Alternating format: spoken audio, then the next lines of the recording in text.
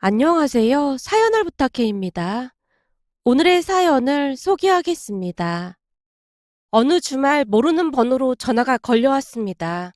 전화를 받을까 말까 고민하다가 전화를 받았는데요. 휴대폰에서 다짜고짜 말이 새어나왔습니다. 나 형민이 엄마다. 잠깐 좀 만나자. 네? 누구시라고요? 전화를 받자마자 몰아치듯 말을 하고 있었기에 제대로 듣지 못해 대묻고 있었는데요. 나 형민이 엄마라고. 어머님이 어떻게 전화를 하셨어요? 왜? 난 너한테 전화하면 안 되는 거니? 아니요, 그런 건 아닌데 너무 갑작스러워서요. 나 바쁘니까 우선 만나서 얘기하자. 내가 문자 하나 보낼 테니까 1시간 뒤에 거기서 만나자. 그리고 우리가 만나는 건 형민이한텐 절대 말하지 말고. 내 말 무슨 말인지 알겠니? 네, 알겠습니다. 제가 미처 대답을 마치기도 전에 전화가 끊어졌습니다. 황당하기도 하고 기분이 상당히 나빴다고 해야 할까요? 잠시 휴대폰을 바라보다가는 옷을 챙겨 입고 약속 장소로 향했는데요. 먼저 와서 기다리고 있었던 것인지 형민 씨 어머니, 그러니까 남친 어머니가 이미 커피를 반쯤 마신 상태였습니다. 그런데 남친 엄마의 우스꽝스러운 모습에 터져 나오려는 웃음을 간신히 참아야만 했어요. 한겨울이 아니었음에도 털이 수북한 밍크코트를 입고 나온 모습이었거든요. 그냥 한눈에 보더라도 부잣집 사모님을 흉내내고 싶어 한껏 멋을 부린 그런 모습이었다고 해야 할까요? 거기다 금목걸이의 팔찌까지 잔뜩 치장한 모습이 홀로 다른 세상에서 온 것만 같은 조금은 기이해 보이는 그런 모습이었습니다. 주변 사람들마저 흘끈거리고 있는 모습이었으니까요. 그 모습에 선뜻 발이 떨어지지 않아 주저하고 있었는데요. 그런 제 모습을 본 것인지 남친 엄마가 손을 번쩍 들어 아는 척을 했습니다. 그 바람에 주변에 있던 사람들의 눈이 자연스레 제게 쏠렸고 창피한 마음이 들어 저도 모르게 얼굴이 시뻘개질 수밖에 없었어요. 주춤거리며 남친 엄마를 마주하고 앉았는데요. 남친 엄마가 카드를 제 앞으로 세게 던지며 말했어요. 그거 가지고 가서 너 마실 거 사서 와라. 아닙니다. 제가 알아서 하겠습니다. 남친 엄마의 태도에 불쾌한 마음이 들었기에 저도 모르게 카드를 쑥 하고 남친 엄마 쪽으로 밀어버렸는데요. 너무 세게 밀었던 것인지 카드가 바닥에 떨어지고 말았어요. 얘, 너 지금 뭐 하자는 거니? 제가 뭘요? 어머, 얘 좀 봐. 대체 가정교육을 어떻게 받았길래 이따위로 행동할 수가 있어. 니네 부모는 네가 이러고 다니는 거 알고는 있는 거니? 우리 부모님이요? 아마 알고 계실걸요? 우리 부모님은 불합리한 일을 당했을 때 참고만 있으라고 가르치지 않았거든요. 뭐? 불합리한 일? 내가 뭘 어쨌다고 그런 말을 해? 방금 저한테 카드 던지셨잖아요. 그치만 저는 똑같이 던지지 않았는데 왜 가정교육까지 운운하시는 거죠? 그러게 제가 거지도 아니고 카드를 왜 던지고 그러세요? 제가 작정을 하고 말을 하자 남친 엄마의 입술이 미세하게 떨리고 있었습니다. 이제 보니 너 진짜 보통이 아니구나. 형민 씨 어머니 상대하려면 보통이 아니어야 할 것 같아서요. 자리 차지하고 있으니까 우선 커피나 한 잔 사올게요. 라며 제가 자리에서 일어났습니다. 제가 커피를 주문하고 가지고 오는 내내 남친 엄마가 어찌나 노려보던지 뒤통수가 따가울 정도였습니다. 커피를 사서 자리에 앉자마자 기다렸다는 듯이 남친 엄마가 말을 꺼냈어요. 내가 몇 번을 생각해보고 또 해봤는데 너 말이야 우리 형민이랑 헤어져. 드라마 보면 이럴 때 돈 봉투를 건네면서 그러던데 그런 건 없나 봐요. 뭐? 너 지금 말 다 했니? 그렇잖아요. 제가 보기엔 형민 씨 어머니께서 드라마를 너무 많이 보신 게 아닌가 싶어서 말씀드린 것 뿐입니다. 넌 지금 내가 장난하는 것 같아 보여? 이제 보니 네가 우리 형민이를 많이 좋아하지도 않았던 것 같구나. 그렇지 않고서 어떻게 이렇게 행동할 수가 있어? 형민 씨 어머니를 만나 뵙기 전까지는 그랬는데 만나 뵙고 나니까 그동안 있었던 정도 그냥 뚝 떨어지더라고요. 그런 거 보면 진심으로 좋아했던 게 아닌가 싶기도 하네요. 그럼 우리 형민이랑 알아서 헤어지겠다는 거니? 그래야 하지 않겠어요? 우리 둘이 결혼하면 아줌마를 계속 봐야 하는데 그럼 악연밖에 더 되겠어요? 뭐? 아줌마? 악연? 제가 반박할 것이라는 것을 전혀 예상하지 못했던 것인지 남친 엄마의 손이 떨리고 있었습니다. 인사드리고 온 후 제가 여기저기 물어봤거든요. 근데 예비 며느리가 첫 인사 가는 날에 그런 행동을 하는 경우는 다들 처음 봤다고 하더라고요. 하지만 저도 충분히 이해하려고 노력하고 또 노력했습니다. 그런데 그 뒤에도 계속 전화해서 말씀하시는 거 보고 이 결혼은 절대 하면 안 되겠다 싶더라고요. 그렇지 않아도 향민 씨한테 헤어지자고 말할 생각이었는데 이렇게 빌미를 주셔서 오히려 감사하네요. 그럼 저는 이만 일어나 보겠습니다. 라며 제가 자리에서 일어나려고 했는데요. 순간 남친 엄마가 부들부들 떨며 물컵을 잡아드는 모습이었기에 저도 커피잔을 잡아들고는 급히 말을 했어요.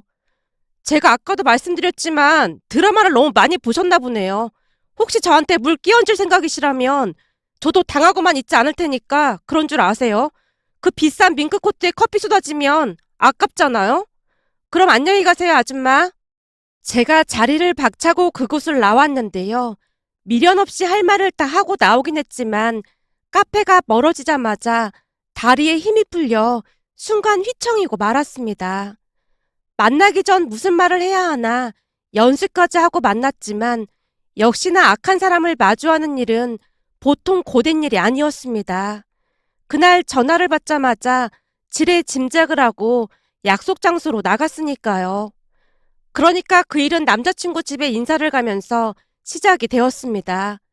우리는 만난 지 반년쯤 된 커플로 성격이 나름 잘 맞는 편이었기에 즐거운 시간을 보내고 있었어요. 하지만 언제부턴가 남친 엄마가 저를 만나보고 싶다는 말을 하기 시작했고 어느 날 남친이 몇 번을 망설이다 입을 열었어요. 우리 엄마가 너무 보고 싶어 하는 거 있지. 우리 집에 가서 밥 먹고 차나 한 잔 마시고 오면 안 될까?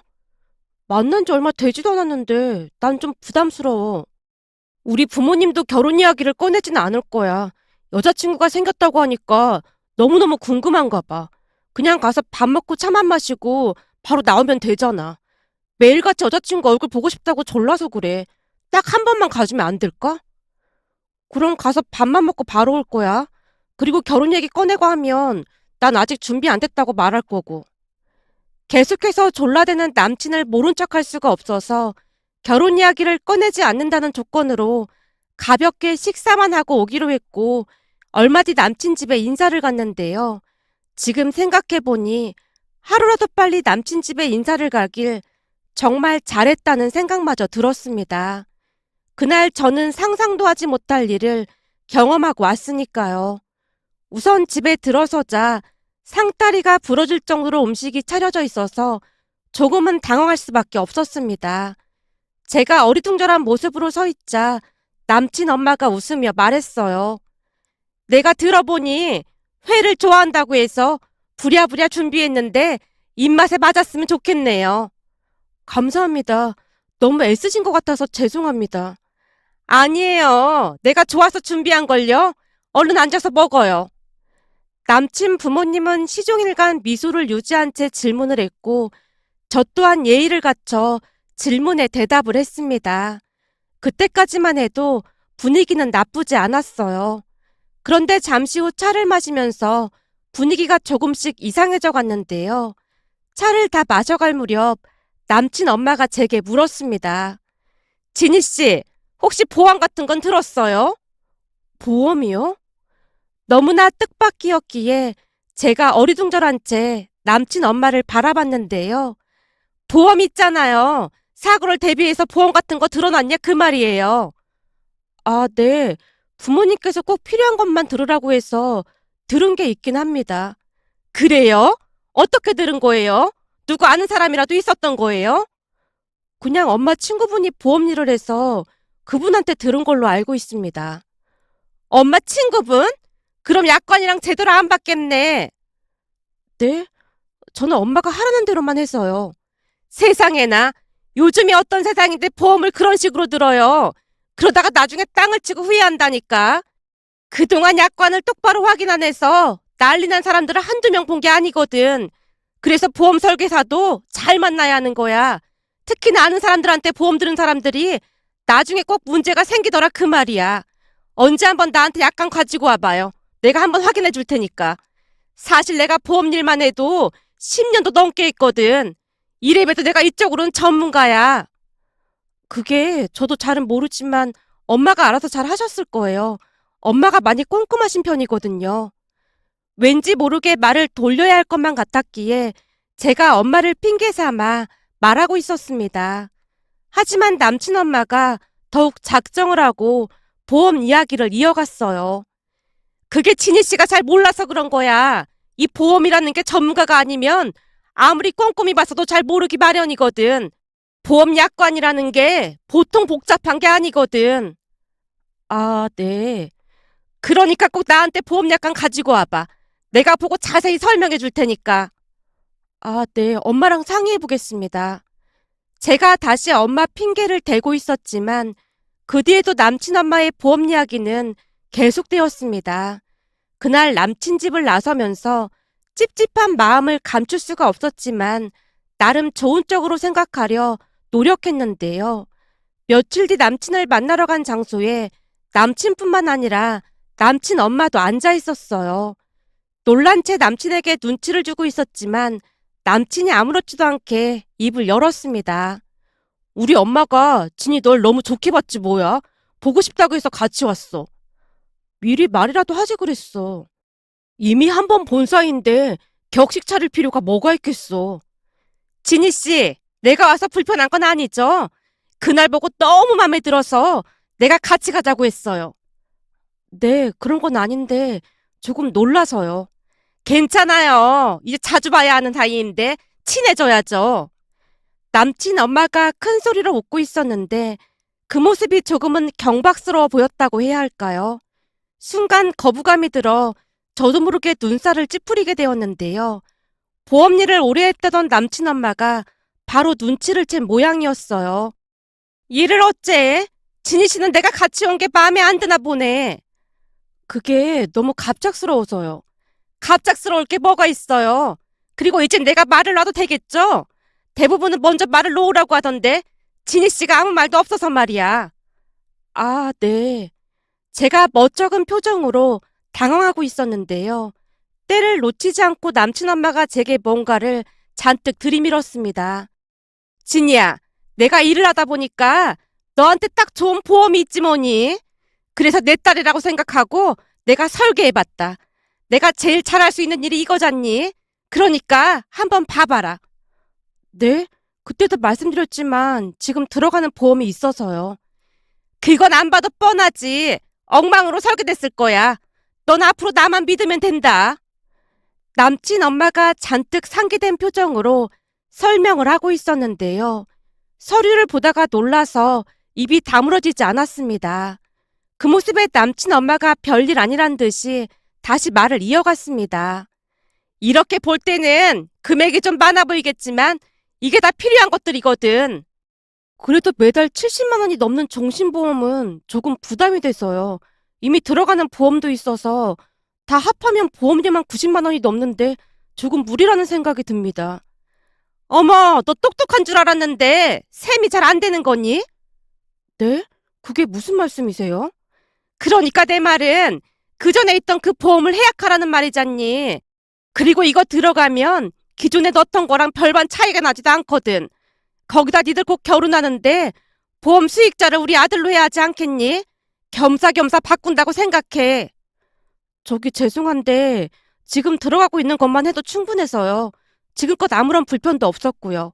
나중에 더 필요하다고 생각되면 그때 다시 말씀드리겠습니다. 제가 조금은 단호하게 말을 하고 서류를 남친 엄마 쪽으로 밀었는데요. 제가 거절할 것을 전혀 예상하지 못했던 모양으로 남친 엄마의 얼굴에 실망감이 가득해 보였습니다. 그리고는 방금 전까지는 다르게 낯빛이 싸늘하게 바뀌어가고 있었어요. 넌 어쩜 그렇게 냉정할 수가 있는 거니? 적어도 한 번 정도는 확인해 볼 수도 있잖니? 그러면 왠지 모르게 여지를 남기는 것 같아서요. 저는 보험을 바꿀 생각이 전혀 없는데 그게 오히려 예의에 맞지 않다는 생각이 들었습니다. 됐다. 아무리 그래도 시어머니가 될 사람한테 냉정해도 너무 냉정하네. 너 말이야, 우리 형민이를 좋아하긴 좋아하는 거니? 그게 무슨 말씀이세요? 그렇잖니. 우리 형민이를 좋아하는 마음이 조금이라도 있었다면 나한테 이럴 순 없지 않겠니? 네 맘 알았으니까 난 이만 가보마. 남친 엄마가 신경질적으로 서류를 챙기는 모습이었습니다. 그 모습에 남친이 쩔쩔매며 기분을 풀어주려 노력했지만 남친 엄마가 들고 있던 서류로 남친의 등짝을 한껏 날리더니 저를 있는 대로 노려보고는 카페를 나가버렸습니다. 남친이 안절부절 못한 채 서 있다가는 저를 원망했고요. 진이야, 그냥 알았다고 말만 하고 보험 안 들면 그만이잖아. 내가 볼 땐 한두 번으로 끝날 것 같아 보이지 않아서 그런 거야. 아니, 내 말은 좀 눈치껏 할 수도 있지 않냐 그 말이잖아. 거기다 엄마 말이 다 틀린 말도 아니잖아. 우리가 결혼하게 되면 보험 수익자를 내 이름으로 해야 하기도 한데 겸사겸사 하는 것도 나쁘지 않다는 말인 거지. 남친 입에서 보험 수익자라는 말이 나오자마자 정이 뚝 떨어지고 말았는데요. 그동안 알던 사람이 맞나 싶을 정도였으니까요. 그날 남친과 말다툼을 하고 집으로 돌아왔는데요.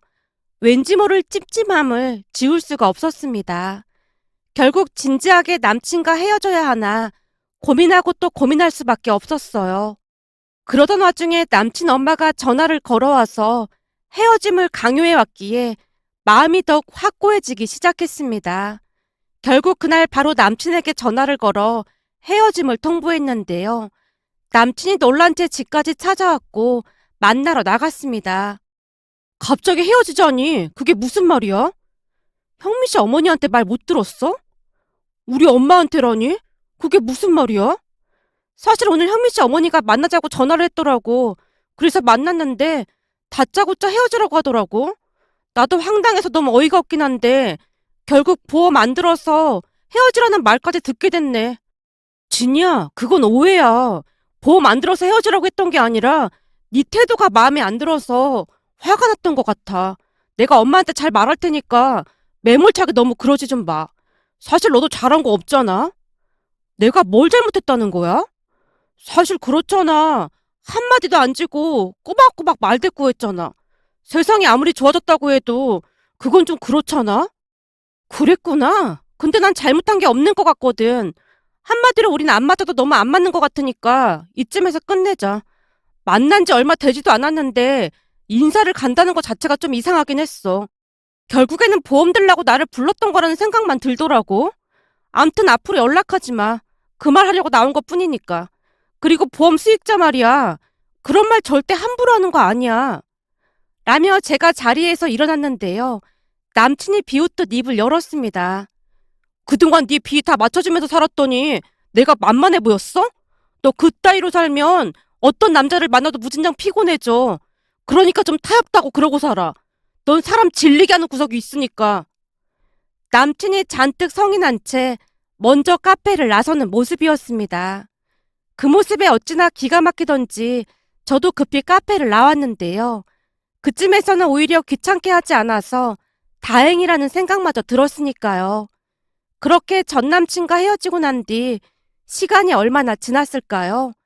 어느 날 친구들과 약속이 있어서 한 횟집에 들어갔는데요. 그곳에서 전 남친 친구들이 모임을 하고 있었습니다. 괜시리에 부딪히고 싶지 않아서 급히 등을 돌렸지만 이미 저를 봤던 모양으로 전에 친하게 지냈던 준수 씨가 제 이름을 불렀어요. 진희 씨 맞죠? 아, 네. 잘 지내셨어요? 그러면서 모임 멤버들을 둘러봤는데 친구들 모임에 빠지지 않던 전 남친 모습이 보이지 않았습니다. 그런 제 눈길을 쫓았던 것인지 준수 씨가 들으라는 듯이 말을 꺼냈습니다. 형민이는 일이 있어서 못 왔어요. 진희 씨는 전보다 더 좋아 보이네요. 준수 씨의 말에 제가 어색한 미소를 짓고 있었는데요. 술에 취했던 모양인지 준수 씨 입에서 충격적인 말이 튀어나왔습니다. 형민이는 지금 완전 폐인처럼 살고 있어요. 그게 무슨 말이에요? 사실 진희 씨랑 헤어지고 얼마 뒤 형민이가 결혼을 했거든요. 그래요? 잊고 있어서 전혀 몰랐어요. 근데 왜 폐인처럼 살고 있어요? 말도 마요. 결혼을 하긴 했는데 형민이 어머니가 보험일 하시잖아요. 형민이 보험뿐만 아니라 며느리 보험 수익자까지 다 형민이 어머니로 했던 모양이에요. 그래서 형민이 아내가 수익자 변경해달라고 했다는데 보험금 노린다고 난리가 났었다고 하더라고요. 그러다가 그것 때문에 감정이 상할 대로 상해서 집안끼리 싸움이 났다는데 형민이 어머니랑 장모가 머리채까지 잡고 싸우다가 경찰서까지 갔다고 하더라고요. 우리도 그때 처음 알았는데 형민이가 보험만 150만 원이 넘게 들었던 모양이에요. 그것 때문에 집에 생활비도 잘 못 주고 그랬던 모양인데 소송하고 난리도 아니었어요. 결국 이혼당하고 큰 충격받아서 지금은 회사도 때려치고 종일 술만 마시고 있대요. 오늘도 나오라고 연락했더니 이미 술을 잔뜩 마셨는지 인사불성이더라고요. 아무리 봐도 형민 씨 어머니가 보험에 정신이 나간 사람 같더라고요. 거기다 더 큰 문제는 지금 형민이 아버지 몸이 갑자기 안 좋아지셨다고 하는데 지금껏 들어간 보험이 어마어마한가 봐요. 그것 때문에 친가 가족들이 형민이 엄마를 의심해서 지금 경찰 조사까지 받고 있다고 하더라고요. 경찰에서 조사를 왜요? 그게 형민이 아버지가 엄청 건강하셨거든요. 근데 갑자기 몸이 안 좋아지셨다는데 좀 이상한 게 형민이 어머니가 보험을 더 많이 넣기 시작하면서부터 건강이 갑자기 더 안 좋아졌다고 하더라고요. 암튼 지금 조사하고 있다는데 다들 형민이 어머니를 의심하고 있는 분위기예요. 지금 생각해보면 진희 씨를 위해서는 그때 헤어진 게 신의 한 수였다는 생각마저 드네요. 우리도 형민이 어머니한테 보험 든 거 다 해약했다니까요. 준수 씨가 잔뜩 겁에 질린 표정으로 말을 하고 있었어요. 그 말을 듣고 있는데 어찌나 소름이 끼쳤는지 모르겠습니다. 그러면서 문득 카페에서 만났던 날 보험 수익자를 남친으로 변경해야 한다던 말이 머릿속을 스치고 지나갔는데요. 만약 결혼을 했더라면 어땠을까 끔찍하기만 했답니다. 그날 준수 씨를 만나고 돌아오면서 마치 공포영화를 한 편 보고 온 느낌이었다고 해야 할까요? 문득 이런 기가 막힌 사연이 또 있을까 싶어 이렇게 글 남겨봅니다. 오늘의 사연은 여기까지였습니다. 즐겁게 보셨다면 구독, 좋아요 부탁드립니다. 고맙습니다.